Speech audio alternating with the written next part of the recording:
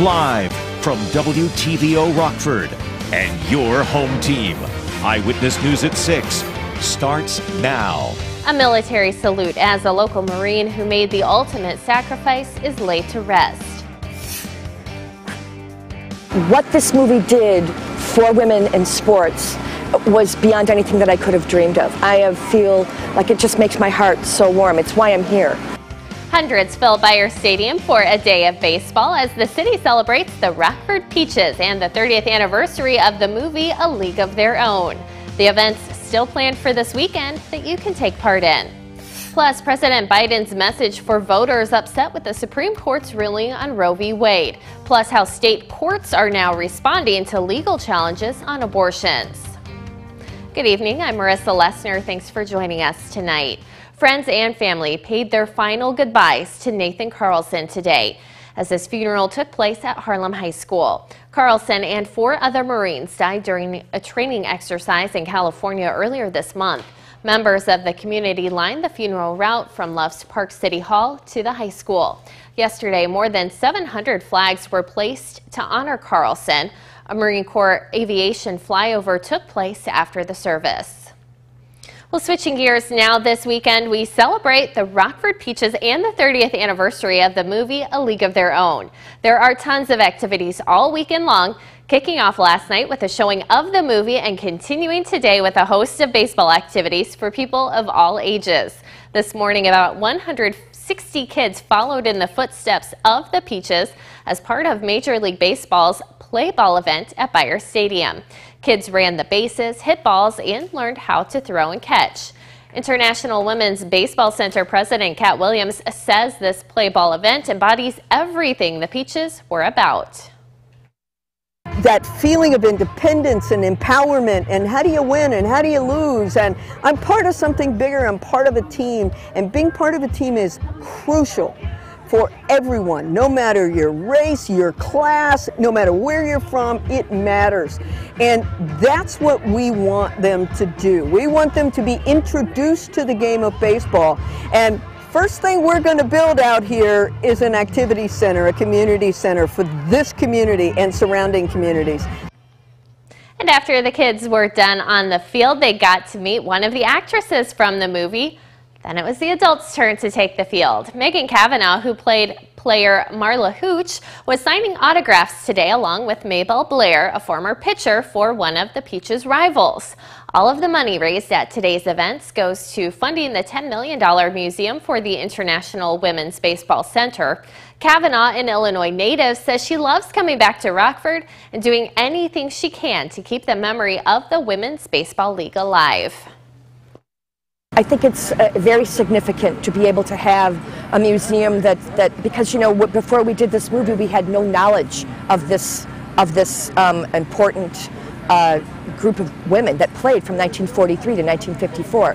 So now we're going to have a bigger venue to be able to keep all of those stories and all the pictures and all of the everything. It's huge. There was also a celebrity baseball game this afternoon to raise money for the IWBC Center. Our own Eric Wilson and Whitney Martin took part. And Nicole Delgado talked with many of the people who came to watch today's game at BEYER Stadium. She tells us there's a lot of pride in the Peaches and what they represent for Rockford. Nicole? Marissa, everyone had a blast at today celebrating women's baseball. Folks tell me there's nothing better than baseball on a summer Saturday. About community pride and getting everybody together through the common love of play, which is baseball today. Saturday, BEYER Stadium had a lot of action going on. Local city officials and celebrities played a great game of softball in honor of the 30th anniversary of the movie A League of Their Own. When people come together, they find out that they have a lot more in common than they might have thought. So this is a big unity driver for us. Not only did you see local celebrities and local softball players catching, fielding, and hitting, but also community pride. I think it's very important that we draw women together and draw our community together. This game brings more than just our community. It also attracts baseball fans like Matt Garrett, who traveled from Dubuque, Iowa. He tells me him and his family are big baseball fans and couldn't miss an opportunity to watch a Peaches baseball game. I'm excited with some of the things that they're trying to do with the Women's Baseball Museum. It really will become a destination place for the baseball community. The International Women's Baseball Center wants to invest in youth by building a community and activity center for the Rockford and surrounding communities, along with the educational center and museum, giving the youth the opportunity to learn the history of women's baseball and the fundamental mechanics to play. From 1992 until this day, it has been pretty much my life's work to make sure that none of these kids out here ever have to wonder whether or not they belong. Sandine says today's game shows the love our community has for the city of Rockford and the Peaches history. I love seeing families in the bleachers, everybody talking, everybody laughing, and just enjoying their life. And I hope when people walk away from today, they had a great afternoon of watching some baseball, maybe reliving some old memories or history, and just feeling community pride. The IWBC hopes to start building the Community and Activity Center within a year and a half. That will cost $4 million. The Educational Center and Museum will cost $10 million. There's no set date on building that. Tonight at 8, the Coronado is hosting an exclusive sneak peek of the new series, A League of Their Own. They will we'll have more of that tonight screening at 10. Marissa? All right, thanks, Nicole. Well, don't underestimate the power of the dark side. Police in Tulsa shared this video asking for help identifying this thief. The man was caught grabbing the Stormtrooper from someone's driveway and walking off. Police said they're looking for the chosen one to bring balance back to the force, offering Imperial credits, also known as a cash reward, to anyone who helps with that investigation.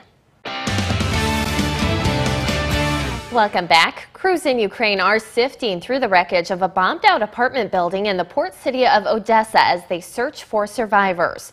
21 people were killed in a pre-dawn missile attack yesterday, including an 11-year-old boy and his mother. Ukrainian President Volodymyr Zelensky commended it as a deliberate act of terror while residents were sleeping. Officials say the missiles were launched from a ship as payback after Russian forces withdrew from a nearby island in the Black Sea. Russia portrayed the departure as a goodwill gesture to help unblock exports of grain. President Biden met virtually with several Democratic governors to discuss how to protect women's rights to abortion. Meanwhile, legal challenges continue as at least 12 states have ceased nearly all abortion services. Here's ABC's Faith Abube with the details. 1 week after the U.S. Supreme Court decision that overturned Roe v. Wade, President Biden meeting virtually on Friday with 9 Democratic governors. We work closely to protect women's rights after this tragic reversal of Roe v. Wade. A terrible, extreme decision, in my view, upending lives and impacting on the health and safety of millions of women. Democrats hoping the issue would drive voter turnout for November's midterm elections. We either elect federal senators and representatives who will codify Roe, or Republicans who will elect the House and Senate who will try to ban abortions nationwide. At least 12 states have ceased nearly all abortion services, but legal challenges continue. In Florida, a judge has blocked a state law banning abortions after 15 weeks. Bans in Kentucky, Louisiana, and Utah have also been temporarily blocked in court. But late Friday, the Texas Supreme Court blocking a lower court order that said clinics could resume providing abortion services. It is very confusing for patients, for women, for pregnant people on the ground who are trying to figure out if the clinics in their area are open. In the coming weeks, 26 states in total are likely to severely restrict or ban abortion rights, while other states are looking to protect women's reproductive rights. Your zip code should not determine your rights. The New York State Senate taking steps to enshrine the right to an abortion in the state constitution. And in New Jersey, Governor Phil Murphy signing a law protecting women who come to the state seeking an abortion and the healthcare providers who perform those services. And the White House says President Biden has no immediate plans to take executive action on abortion access. However, they are pointing to things the administration has done, including the FDA moving to increase access to abortion pills. In Washington, Faith Abube, ABC News. Concerns are mounting over law enforcement's ability to collect data from personal devices for abortion investigations and prosecutions. Google now says it will delete its users' location history whenever they visit an abortion clinic, domestic violence shelter, or other similarly sensitive places. Other tech companies like period tracking apps and Facebook have been under similar pressure. Google already responds to hundreds of search warrants every day in the U.S., turning over its customer emails, location data, and documents stored in the cloud. Now, your First Warn weather forecast from meteorologist Jordan Wolf. Well, bright and sunny skies today allowed our temperatures to make it all the way up into the upper 80s for a lot of us across the area. Providing these bright sunny skies we see out there in Beloit, Wisconsin. Sponsored by Bryden Motors. Notice ABC Supply Stadium, so any of you going out to the Sky Carp game this evening, looking at fantastic weather with temperatures into the upper 80s, dropping into the 80s as we get later on here into the evening. Bright sunny skies, but there were some rain showers just off to our north earlier today. That's bringing a little bit of cloud cover into the area, but not really much. We're going to continue to see skies clear as we get into the evening tonight. None of those rain showers expected to impact us directly. Temperatures locally, because of this high pressure situated right over the area, have made it up into the upper 80s today, but some of the spots saw some rain showers a little bit further south, remained a little bit cooler underneath those rain showers as well. Locally right now we still see those temperatures back up into the 80s, 86 now in Rockford with sunny skies. Freeport is at 82, 82 in Sterling. We're down to 78 though in Galena with some of those rain showers pushing through, and 74 up in Monroe. So a little bit more of an outflow working its way in, cooling those temperatures just a little bit. Our weather watcher Jim on the southwest side of Rockford reported a temperature of 83 degrees as well as a dew point of 53. So not really seeing those humidity values that we were seeing last couple of weeks. So definitely felt a lot more comfortable. Those temperatures this evening continue to fall through the evening. We're down to the 60s by the time we wake up tomorrow morning. Skies continue to clear, allowing temperatures to cool, but not quite as quickly as we did last night. We were down to 55. We're only down to 63 overnight tonight with those mostly clear skies. Tomorrow we rebound pretty quickly. We're back up into the upper 80s, 89 officially with plenty of sunshine. Still warmer, but we're not quite as humid as we were the last few weeks as well. Still topping out dew points into the 50s and 60s. We time out our next rain chances here as we continue to see those clear skies this evening and throughout the day tomorrow. But as we push this forward, we do see those rain showers begin to work through for the next couple of days, including on the 4th of July. We do have some rain chances on there. So let's time out this forecast here for the 4th of July. For the morning, we're looking already warm at 80 degrees by the time we get to 9 o'clock. As we get into the noon hour and the early afternoon, rain chances begin to work their way in as temperatures make it up into the upper 80s. We still hold on to the mid 80s through the evening with rain chances continuing as well. Our futurecast times out something similar to this, not exactly what we'll see, but we do see those rain chances increasing in coverage through the evening, starting into the afternoon, so not something necessarily to cancel your plans just yet, but something you'll definitely want to keep an eye on the forecast. There is also a chance for severe weather with a marginal risk level 1 out of 5 taking over the entire state line for the day on Monday, something we'll have to keep an eye on. We're going to continue to see those rain chances working through for the next few days with that ring of fire pattern I mentioned yesterday. Storms going up and over that ridge, so we do have rain chances after the weekend.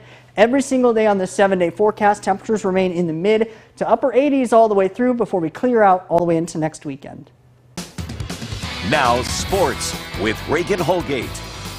Dylan Cease, or as they call him, Dylan Cease, has been named American League Pitcher of the Month for June. This is his first career monthly honor. The 26-year-old went 2-1 with a .33 ERA, 45 strikeouts, and a .192 opponent's average over 5 starts last month. Cease becomes the first White Sox pitcher to win the award since Lucas Giolito in May 2019. He made 5 consecutive starts without allowing an earned run. He joins Doc White in 1904 as the only starting pitchers to accomplish that feat. Cease was on the mound for 5 innings today for Game 2 in San Francisco. Things are close to wrapping up at Oracle Park, but not just yet. The Giants scored early with a solo home run from Lamonte Wade, but the White Sox rallied back in the 4th inning with a double from Sheets and a single from Yoncada, while the White Sox still hold the lead 5-2 in the 9th. And Cubs fans want to keep those W flags flying, right? The Cubs are on a 3-game heater right now, their first since the beginning of June. They're looking to keep things rolling today for Game 2 of this weekend series with the Red Sox. This one just got started and it's still scoreless. The Beloit Sky Carp welcome a new member to their flock at ABC Supply Stadium. Meet Poopsie. He was introduced to crowds in Beloit last night during Game 4 of 6 with the South Bend Cubs. Poopsie is a term of endearment used toward a child or significant other and has Wisconsin ties that date back to the 1930s. The mascot also represents a small piece of local history. The swimming goggles were designed in the style of aviator goggles worn by Beloit's Bessie Reich, who was the first woman to fly an airplane solo in the United States. Live Golf finishes up their first event on American soil today in Portland, Oregon. Carlos Ortiz currently leads at 11 under. Two-time major champion Justin Johnson is also in contention, and so is his team, the Aces, which consists of Taylor Gooch, Pat Perez, and Patrick Reed. Well, I mean, I saw the leaderboard whenever we were coming into the clubhouse, so I know we were at 14. I think they're probably at 9 or 10 or something right there. But tomorrow is still a big day. All 4 guys need to play well if you want to win. The U.S. men's U20 team secured a spot in the 2024 Olympics after defeating Honduras 3-0 last night, scoring all 3 in the first half. This marks the first time since 2008 that the American men will participate in the Olympics. Now with this victory, they don't just have a spot in Paris, but they advance to the U20 Championship Finals tomorrow versus the Dominican Republic. The last time the U.S. men's team medaled at the Olympics was in 2000 with bronze. Welcome back. Well, 4th of July, just a couple days away, and neither of you guys have seen the fireworks in Rockford, and hopefully you guys get to go because they really are a fantastic show. Well, either I'll be working as behind the camera, or I'll either be here editing. So one of those ways, I'll at least be able to see them. You can watch it on Fox 39 also. Right. We have it live on there. So it really is a great show, and we're hoping for some good weather. I don't know. We'll have to see about that. We are looking at pretty good weather for the day tomorrow. We're going to continue to see those sunny skies through the evening tonight. They're on the First Warn Interactive Radar from Rockford Auto Glass and more. Those continue through the later part of the weekend into the day tomorrow as well, but we do begin a more active pattern there beginning on Monday. Storm chances begin to move in during the afternoon and evening, so if you have any weekend plans, you want to get them out of the way. For sure, Sunday is a good to go, but Monday have a little bit more question marks as we do see those storm chances continuing later into the evening as well. Temperatures remain in the 80s through the entire week with storm chances nearly every single day with this pattern that we're beginning to enter. We do begin to cool off and dry out, though, into next weekend. All right, that's going to do it for us. Have a great night.